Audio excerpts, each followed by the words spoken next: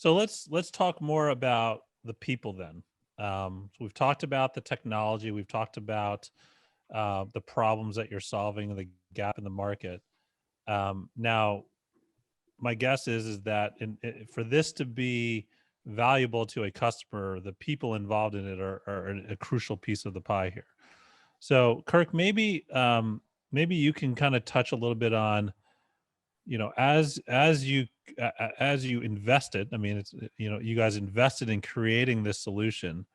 How did you feel the people were going to play when creating this? Because my guess is you guys have invested a significant amount of capital in developing this software. Correct, and actually it kind of worked out well. We have a DevSecOps type team also that helps with audits and best practices. So we do have a whole DevOps team that's actually working on this platform. But the nice thing about that team also is they come from an information assurance background. So they really understand what they're trying to code and the value proposition of what they're developing. So we knew we had some time, being that we're creating value internally and externally. It gave us a little more leeway to develop the tool and get it done right, and really create not a silo, but a co-development effort every week between one of our target users is our pen testers. We have target users that are internal, and we have external customers where we have target users that could be anything from risk management type clients or oversight people that are maybe more interested in looking at things like red light, green light, blue light. And some of the things we're looking at coming out with in the future here are things like business partner security posture.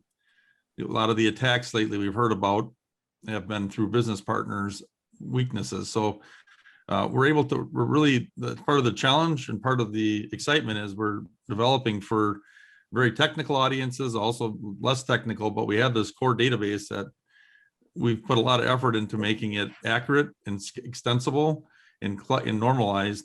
And we were looking at adding things like risk profiles into the whole thing, third-party integration. So if a customer is running headless, say they don't need to look at it every day, we can report maybe to their inventory management system that, hey, there's a new asset available. Someone should look and make sure that's supposed to be there.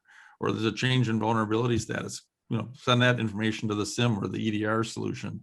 So we're also looking at third-party integrations with some of our business partners, as well as informal ones, where we can run this via looking at the dashboard or alerting people without them having to look. So I think it's exciting to see the different use cases and how they evolve. But what I like is the more time goes on, SynerComm's got a reputation for being around for a long time, and we're not trying to make a big home run and get out of the game. So I think the time plays into our favor as we get engines that are more and more specialized and powerful, and then we can allow the pen testers and things to spend more and more time being pen testers and less time writing reports and validating they collected the right data so they could write the reports, doing the opportunities that are usually done in the hospital at a lower level. So it's increasing our efficiency as a company, but also creating a lot of value in the market, which is really exciting because we're getting it from both ends.